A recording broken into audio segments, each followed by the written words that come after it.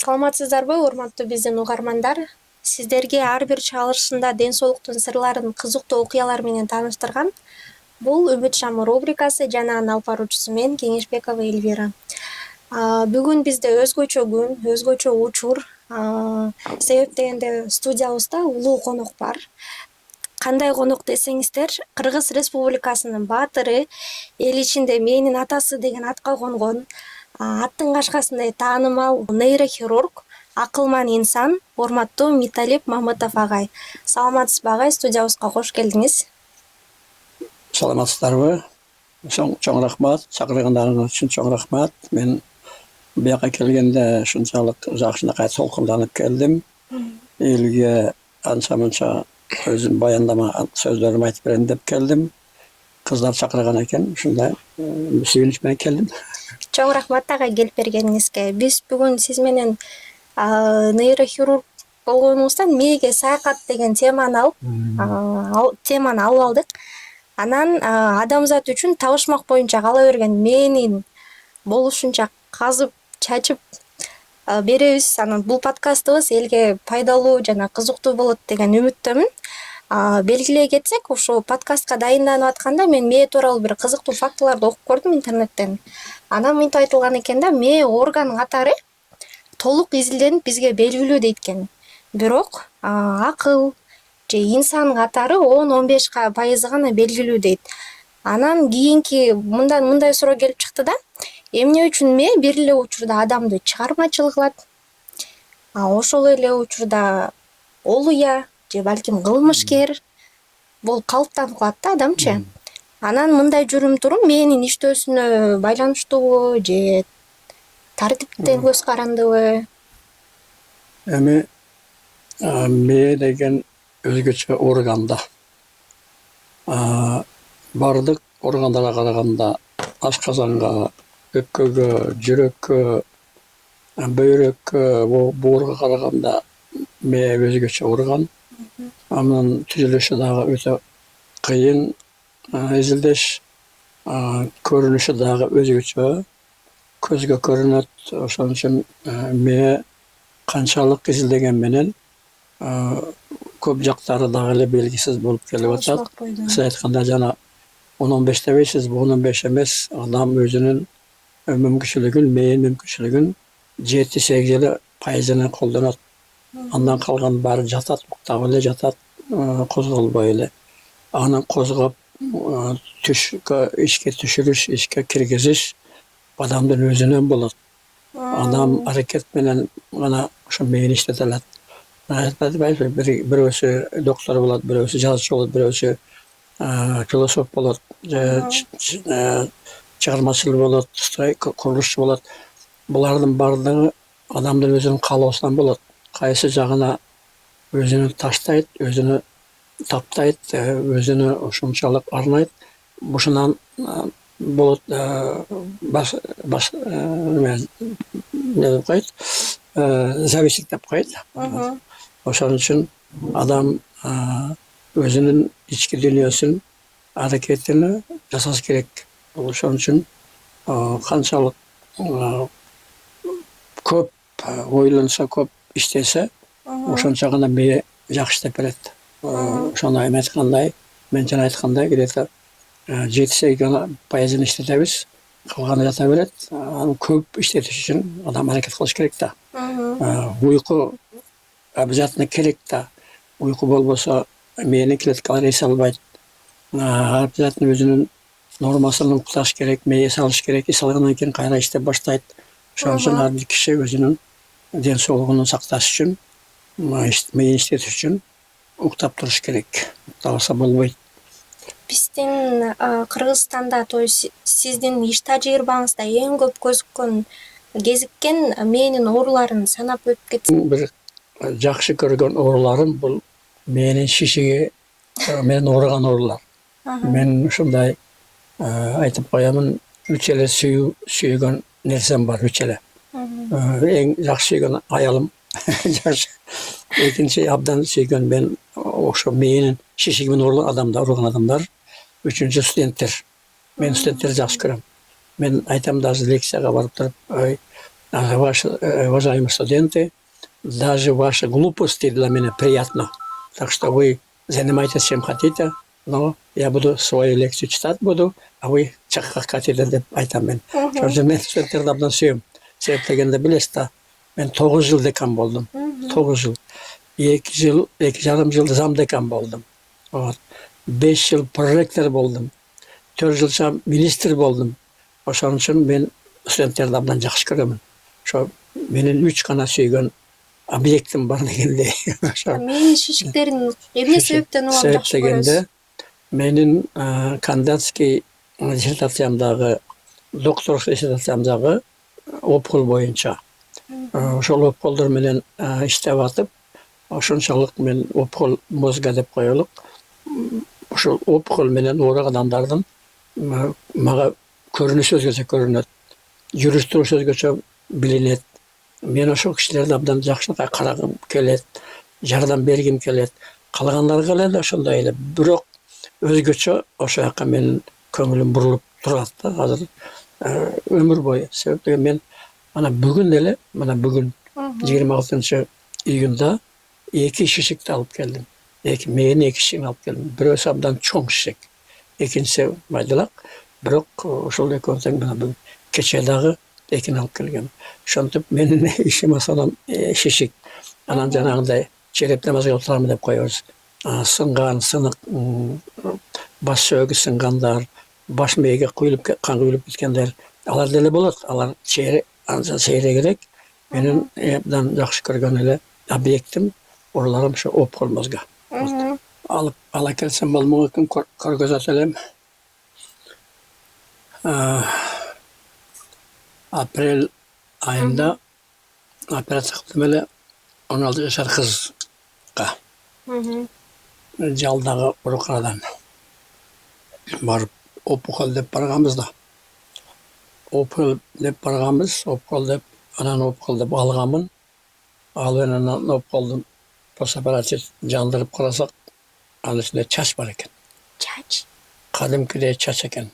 Ошол мен ошо чачты өрүлгөн чач сыяктуу мен кармап туруп ошо постоперация тартылып калган, тарткан. Балдар тартып калган, анан мен турам ошо сүрөттү ала келсем болмок экен. Ошол 1 метрдей чач өрүлгөн. Жашар, унашар кыз болчу. Ал операция жок сонун болду, аябай жакшы болуп кетти. Биз компьютер көргөзгөн, опкол деп көргөзгөн. Опкол деп барганбыз шишикке. Менин ишиге анан карасак эле, алгандан кийин эле ичин жарып карасак эле чач экен. Өрүлгөн чач сыяктуу узун да, мен кармап турам. Мынча чуалып турат.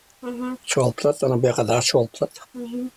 Бияка дагы ашып турат да. Узун эле экен да? Узун 1 метрдей бар. Мен мынтип карап турам. Мында ийилип турат ошо чач. Кантип балдар кагат? Ал генетиканын өзгөчөлүгү. Демек ошол боюнча ошондой төрөлсө керек да. Ооба, себеп дегенде баягы бала энесинин курсагында пайда болуп атканда мээге адашып чачтын клеткалары түшүп калат да. Анан ошо көбөйө берет. Чач өскөн сыяктуу өсө берет. Ошакта дагы. Мээге чач эле эмес, анан тиш дагы пайда болот. Тиш дагы? Тиш. Мээ чайнамайт, бирок тишти өстүрөт. Анан ал жерде жир пайда болот, жир өсөт, жир алынат. Аналар алдык, тишти алдым, чач көп алдым.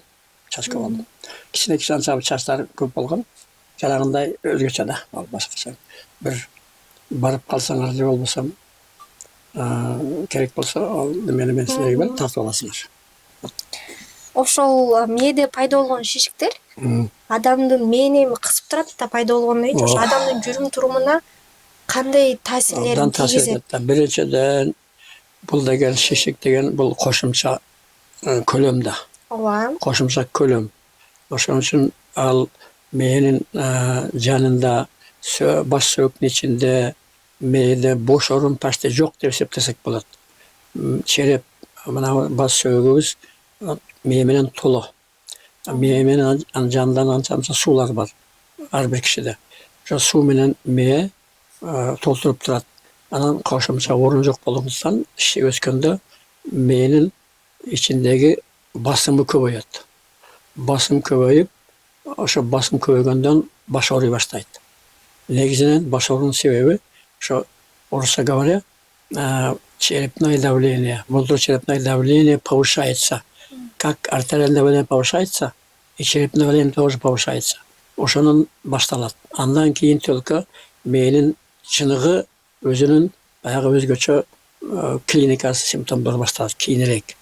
Баштап только баш ооруу, көңүл караңгылоо, көз караңгылоо, анан кускун келүү, анан дагы бир башка бир акпал пайда болот. Анан только мени өзүнүн ишиге же көзүң начарлай баштайт, бир колуң жакшы кыймылдабай баштайт, сезгени начарлай баштайт, же болбосо бир басканын кыйшаңдатып, баягындай мас кылгандай болуп, менин бул чистый таптаза менин симптомдору ошол шал болуу, же болбосо сезбей калуу, же болбосо бир көз көрбөй калуу, же кулак укпай калуу, же шум пайда болуу, ушулардын бардыгы бул менин өзүнүн чындык симптомдору. Баягы давление, высокое давление, ал өзүнчө бир башка симптом, группа симптом деп коебуз. Бул черептин ичиндеги басым көбөйгөндөн болот. Ошон үчүн бул менин шишигинин симптомдору дагы өзгөчө. Аны дагы билиш керек. Билиш үчүн адам доктор болуш керек. Доктор болгондон кийин дагы жөнөкөй доктор болбостон диагноз болуш керек. Диагноз койгондо үйрөнүш керек. Бул диагноз коюу деген өтө чоң маселе, өтө чоң бул кесип деп койсок. Диагноз коюу бир жагы, экинчи жагы аны дарылоо. Бул деген өтө чоң маселелер экөө тең. Диагноз врач должен быть вначале диагностом. А диагноз коюш үчүн ал ар бир симптомду ойлонуш керек. Клиническое мышление болуш керек. Врачебное мышление болуш керек. Ошондо гана сен можешь, почему он по-русски он звучит очень красиво. Почему он слепой, почему он тупой, почему он косой, почему он кривой. Вот. Ар бир симптомдун өзүнүн мааниси бар. Ошого биз маани беришибиз керек. Ошон үчүн доктор ар бир эле мээникин эмес, башка өпкөнүкүн деле, жүрөктүкүн деле, бойрөктүкүн деле, боордукун деле ушундай адам ойлонуп туруп, ошого баш буруш керек, оюн буруш керек, көңүл буруш керек. Ар бир ооруганын өзүнүн симптомдору бар. Мисалы үчүн ада эле жата эле берсең өпкөдөн дегенди ойлоносуң. Сарыгык болсо, сарыгыш болуп кетсе, боорду ойлоносуң. Шишик болуп турса, жүрөк менен бөйрөктү ойлоносуң. Ошон үчүн есть элементы клеточного мышления. Көрүп туруп, адам уже ойлонот. Кайсы орган бул жерде маселе бар экен деген ой кетиш керек да. Вот это элементы клеточного мышления деп коет аны. Сонун агай, ошол мээни кысып, мээге басым жасаган десеңиз, мага гидроцефалия оюма келди да. Мээдеги суюктуктун, мээ суюктугунун көбөйүп кетиши, жидкость. Ошол тууралуу бир аз маалымат берсеңиз. Чоң маселе.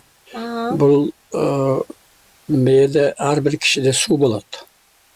Примерно бир 250-300га жакын, граммга жакын, жарым стаканга чейин суу бул ар бир кишиде. Ошол убакта ар бир кишиде ар бир күнү, бир күндө 200га жакын суу булактан чыгат. Мээнин булагы бар. Булактан чыгып, ошончо суу сиңип кетиш керек.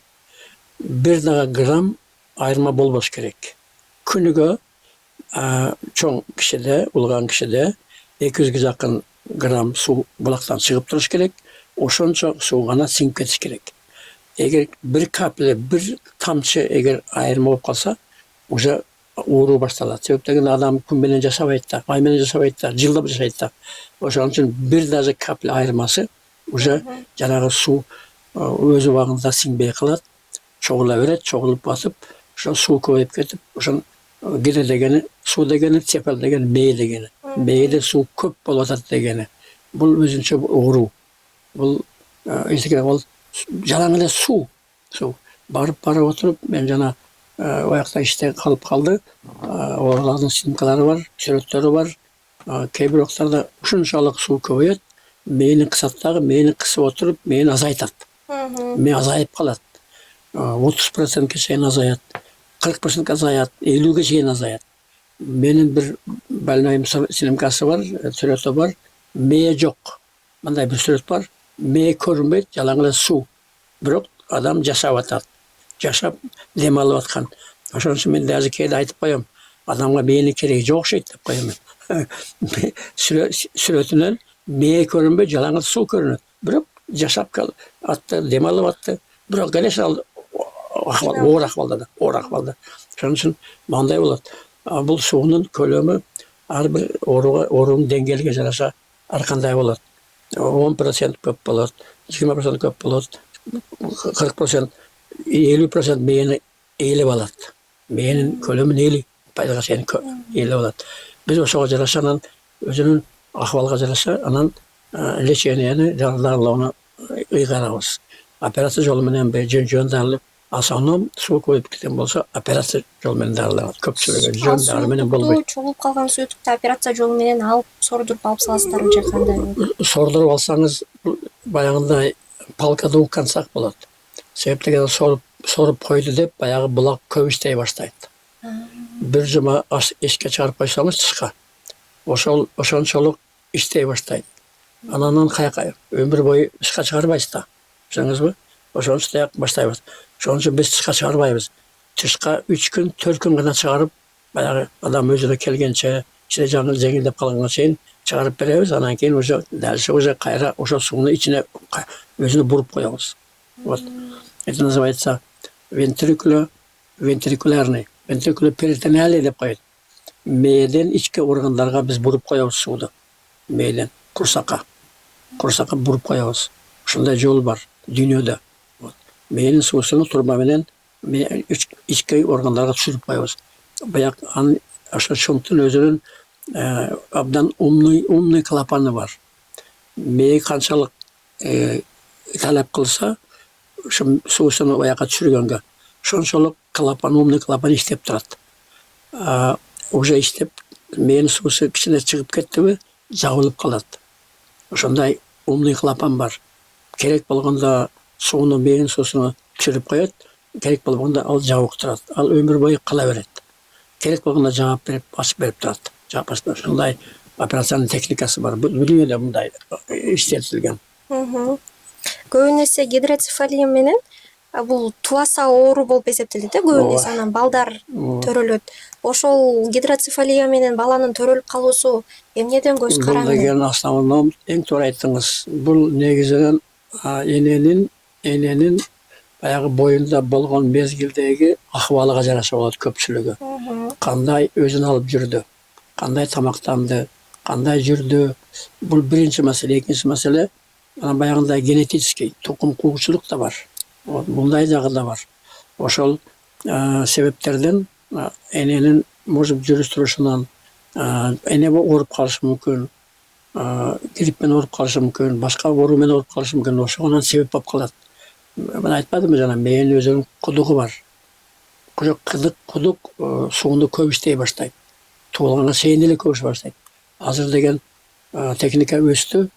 Эненин курсагында эле гидроцефалияны диагноз кылып билип койсо болот.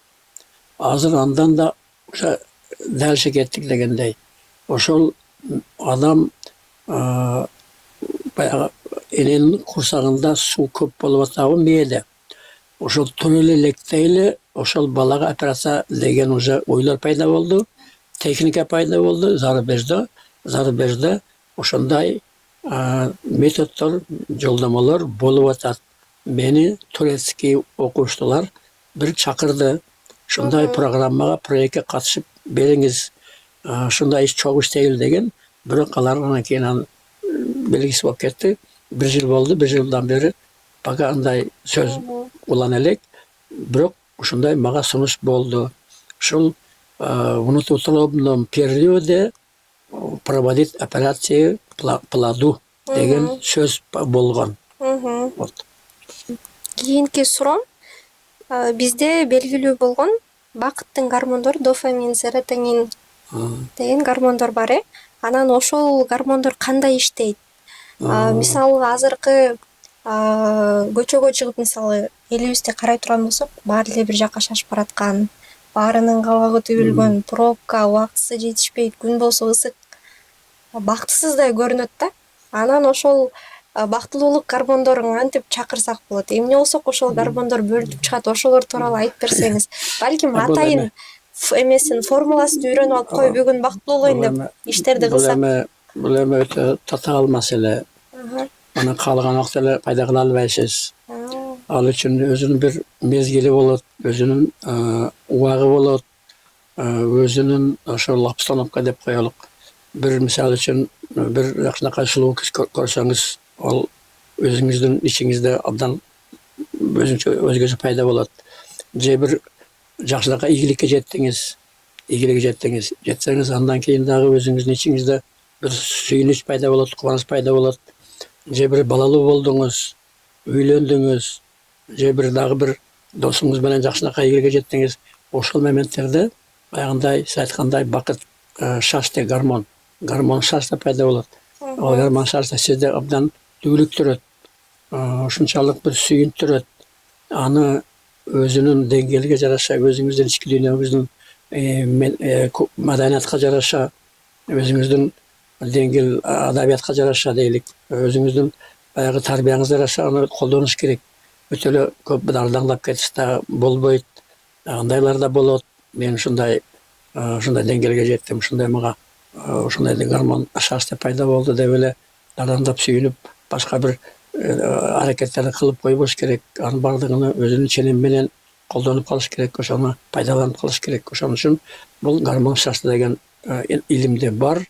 Бул ар кимде эле боло бербейт. Ал болуш үчүн өзүнүн бир мезгили керек, адамдын деңгээли керек, адамдын маданияты керек. Рахмат агай. Менин узак жашоосу үчүн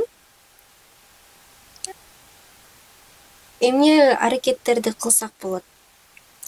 Узак жашоо үчүн иштөөсү боюнча. Ме тынбай иштеп туруш үчүн гана жаралган.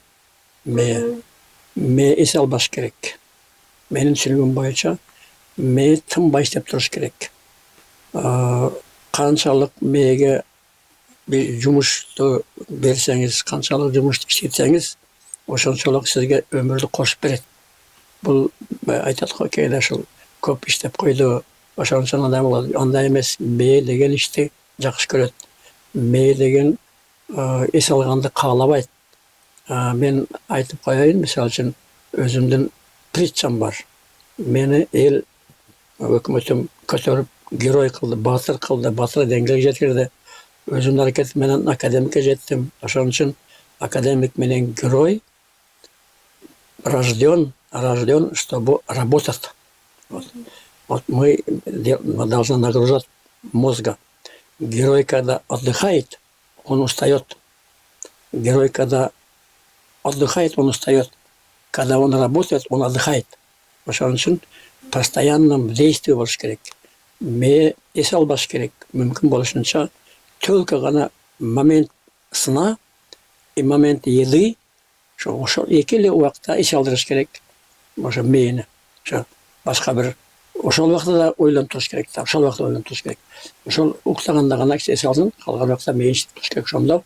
Ошондо гана көп жылга узак жашаганга көмөкчү болот. Ошондо шарт түзүлөт. Ошон үчүн иштеш керек. Булчуң дагы иштеп туруш керек. Мээң да иштеп туруш керек. Одновременно ар бир тармак өзүнүн ишин кылып туруш керек да, тынбай. Ошондо гана сен көбүрөөк жашайсың, жакшы иш кыласың. Оперный театрда чогулуш болуп калды. Анда Аскар Акаевич президент, мен министр болуп калдым. Саид Мирахимович академик, герой. Ал убакта мен еще герой эмесмин. Отуруп калдык эл толтура. Ден науки, мына жакында ден здоровье болуп атпайбы, ден соолуктун күнү болуп атпайбы бизден, ушулда майрамыбыз болуп атат. Ошон үчүн ошо ден науки болуп калды, ден науки посвященный оперный театрда чогулуш болду. Анан Акаев сүйлөдү, ошол илимге жараша. Анан Мирахим сүйлөдү, Мирахымдан кейін мен сөйледім, маған сөз берді. Я мен дағы президиумда болшымын. Бір қатар отырып қалғанбыз президиумда. Ана мен сөйлеп жатсам, Саид Мирахимов, академик герой, мені тоқтатты. Прямо нахальным образом өле деп қояйын. Мен сөйлеп біткенге шейін күтпейлі маған сөйлеу беріп қалды. Михаил Дмитриевич деді, орысша.